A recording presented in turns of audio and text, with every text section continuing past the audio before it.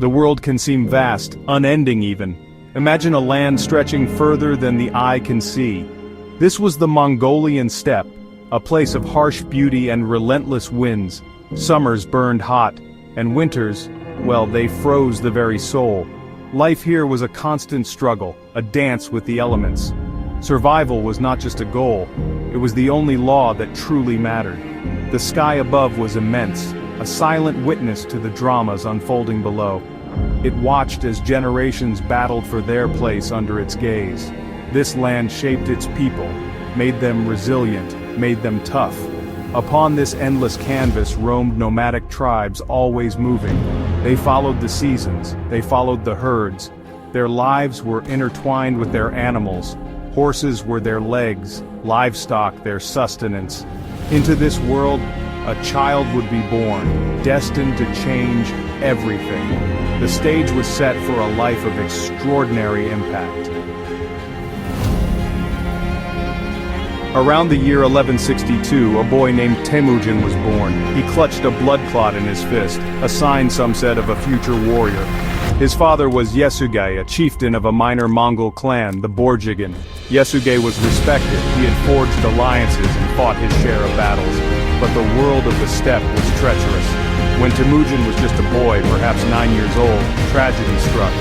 Yesugei was poisoned, ambushed by rivals, the Tatars, a bitter end for a proud leader. With Yesugei gone, his small clan disintegrated. Temujin, his mother Holun, and his siblings were abandoned, cast out, left to fend for themselves on the unforgiving steppe. These were years of unimaginable hardship. They scavenged for roots, hunted small game, faced starvation, and faced the constant threat of predators, both animal and human.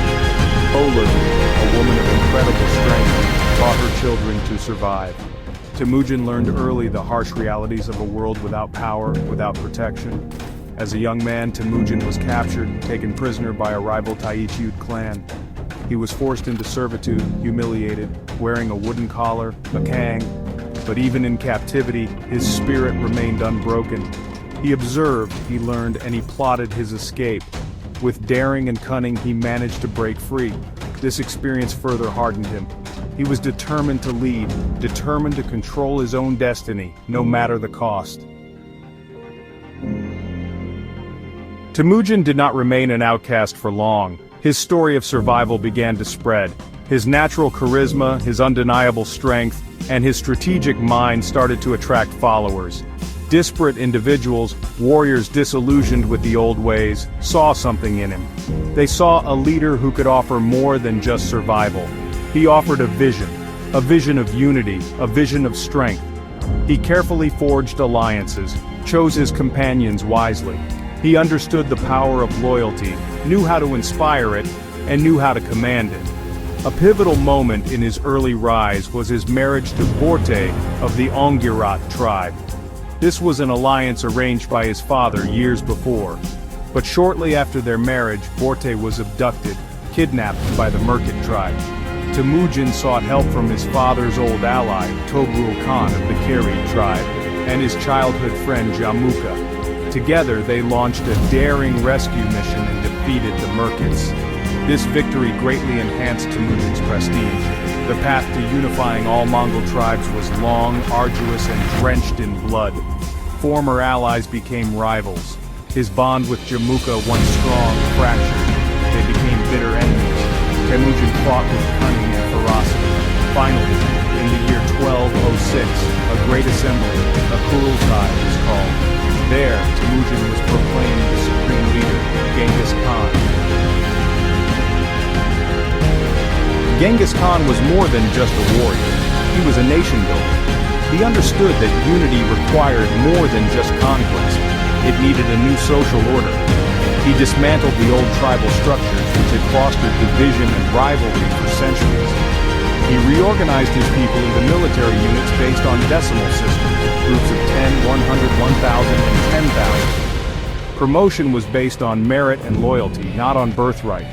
This created a highly disciplined and highly effective military machine. The Mongol military was a force of nature. Its core was its cavalry, skilled horsemen who could ride for days and shoot arrows with deadly accuracy from horseback. Their tactics were innovative, feigned retreats, encirclements, and psychological warfare. They spread terror before them and were masters of intelligence gathering. With his unified nation and formidable army, Genghis Khan looked beyond the steppe. The conquest began. First, the Tangut kingdom of Shishia, then the powerful Jin dynasty of northern China. Vast, wealthy empires crumbled before the Mongol onslaught. He then turned west toward Central Asia, targeting the Khwarezmian Empire. Amid the brutality of conquest, Genghis Khan also laid foundations for governance. He established the Yasa, a secret, written code of laws, and created the Yam, an efficient postal relay system. The life of Genghis Khan, a whirlwind of conquest and creation, had to end. In the year 1227, during a campaign against the Tanguts, the great Khan died. He was around 65 years old. The exact circumstances of his death remain shrouded in mystery. Some accounts say he fell from his horse during a hunt. Others suggest he succumbed to illness, or perhaps an old battle wound finally claimed him. The Mongols kept the details secret. His death was a closely guarded matter. His final resting place is the greatest mystery of all. His body was reportedly carried back to Mongolia for burial. According to legend, his funeral procession killed anyone and anything that crossed its path to ensure the secrecy of his tomb. The location